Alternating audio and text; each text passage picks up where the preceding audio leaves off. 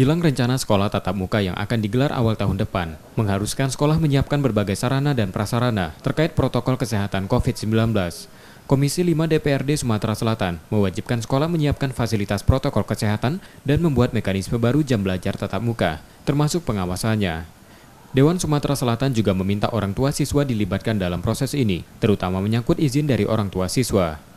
Belajar tatap muka menurut anggota Komisi 5 DPRD Sumsel itu semestinya belum dilakukan untuk seluruh sekolah karena dikhawatirkan muncul klaster baru. Pembukaan sekolah harusnya bertahap dengan evaluasi.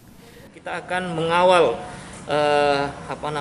proses pendidikan pada masa pandemi ini. Kan kita meminta pihak sekolah untuk benar-benar menerapkan prokes tersebut.